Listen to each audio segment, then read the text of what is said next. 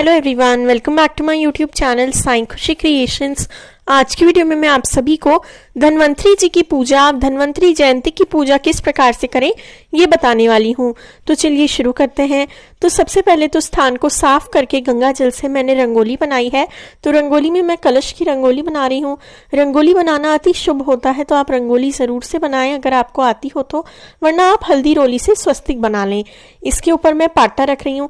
अब धनतेरस की जितनी भी पूजा होती है, कुबेर जी की पूजा, लक्ष्मी गणेश जी की पूजा, वो सब आप एक चौकी पर भी कर सकते हैं। तो उसमें ही आपको इस प्रकार से धन्वंतरी जी की पूजा करनी है। और अगर आप अलग से धन्वंतरी जयंती की पूजा कर रहे हो तो इस प्रकार से करें। तो मैंने धन्वंतरी जी की फोटो रखी है, पाटे पर पीले रंग का कपड़ा बिछाया है। अब धन्वंतरी जी की फोटो या मूर्ति ना हो तो विष्णु जी की फोटो या मूर्ति भी ले सकते हैं। इसके बाद कुछ चावलों पर गणपति जी की स्थापना करी है और चावलों पर ही मैं गंगा जल की स्थापना कर रही हूँ, जिसमें गंगा जल है। तो अमृत कलश जिस हाथ में भगवान ने पकड़ा है, उस हाथ के साइड मैंने जो हमारा गंगा जल भर के रखा है। आपके पास ऐसी गंगा जल ही ना हो तो नॉर्मल जो लुटकी आती है, छोटा सा लोटा, उसमें आप गंगा जल भर के रख सकते हैं और उनकी पूजा कर सकते हैं। इसके बाद पूजन शुरू करेंगे। सबसे पहले जल का छींटा देके भगवान जी को स्नान कराएंगे। इसके बाद गणपति जी को पूजा करेंगे। गणपति जी की, उनकी पूजा से हमारी पूजा स्टार्ट करेंगे। उन्हें चंदन, रोली, चावल अर्पित करेंगे। साथ में उन्हें हम वस्त्र रूपी मोली अर्पित करेंगे। अगर आप सारी पूजा एक ही पाटे पे कर रहे हो तो लक्ष्मी गणेश जी की पूजा तो एक ही साथ हो जाएगी, फिर आप धन्वंतरी जी की पूजा कर सकते हैं। तो उस वीडियो का लिंक भी मैं आपको डिस्क्रिप्शन में दे दूंगी, जिसपे मैंने सारी पूजा एक साथ सिखाई है। तो गणपति जी को मैंने दुर्वा और फूल भी अर्पित कर दिया था। इसके बाद धन्वंतरी जी को चंदन अर्पित करेंगे। उनका जो अमृत कलश है उस पर भी हम चंदन अर्पित करेंगे। शंख, चक्र, सभी पर हम चंदन एवं रोली से तिलक करेंगे। तो कुछ इस प्रकार से मैं भगवान को चंदन एवं रोली अर्पित करूंगी। जो हमने गंगा जली स्थापित करी है गंगा के रूप में, अमृत कलश के रूप में, अब अमृत तो आज के ज़माने में मिल नहीं सकता है, पर गंगा का जल भी अमृत से कम नहीं, तो इसलिए हमने गंगा मैया की पूजा करी है। और गंगा जल से भरकर इस पूजा में एक कलश रखा जाता है, या फिर आप अपनी गंगा जली रखें। तो गंगा माता पर भी, गंगा जली पर भी चंदन रोली लगाया है। और अब हम वस्त्र रूपी मोली अर्पित करेंगे। इसके बाद फूल अर्पित करेंगे। अब विष्णु जी की तरह ही धन्वंतरी जी की पूजा में भी पीले रंग का विशेष महत्व होता है। तो अगर आप कोई विशेष प्रसाद चढ़ाना चाहें तो आप पीले रंग का प्रसाद चढ़ा सकते हैं।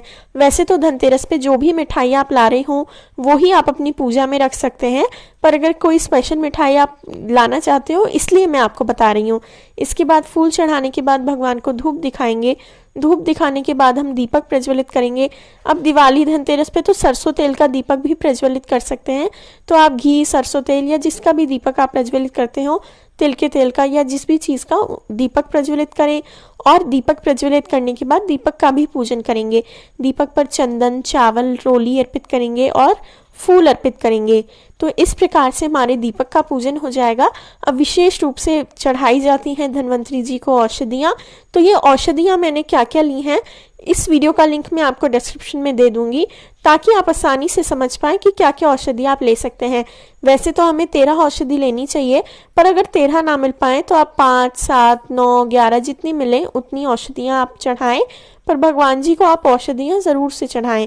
पूजा के बाद इन औषधियों का आप प्रसाद के रूप में, जैसे अब नीम के पत्ते अगर कोई यूज़ करता हो खाने में तो कर सकते हैं, वरना आप पपीते का पत्ता अगर आप पानी में उबाल के पीना चाहें तो पी सकते हैं।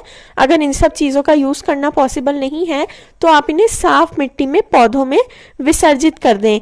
और दालचीनी जैसे है, मुनक्का है, काली मिर्च जैसे चढ़ाई है हमने, वो सब तो आप अपने खाना बनाएंगे उसमें इस्तेमाल कर सकते हैं आसानी से। तो इसके बाद हम जल अर्पित करेंगे भगवान को, और मिश्री का प्रसाद मैंने उसके ऊपर रखा है। और साथ में पीली मिठाई के रूप में मैंने बेसन के लड्डू लिए हैं। कोई सी भी मिठाई ली जाती है, बस अगर आप पीली मिठाई लें तो उसका विशेष महत्व होता है। वैसे तो धनतेरस पर जो भी मिठाई ला रहे हो आप, वही आप धन्वंतरी जी को भी अर्पित करें, ला रहे हो या घर पर बना रहे हो। इसके बाद धन्वंतरी जी की आरती करेंगे, गणपति जी की आरती करेंगे और कपूर आरती से हमारी धन्वंतरी जयंती की पूजा का समापन करेंगे।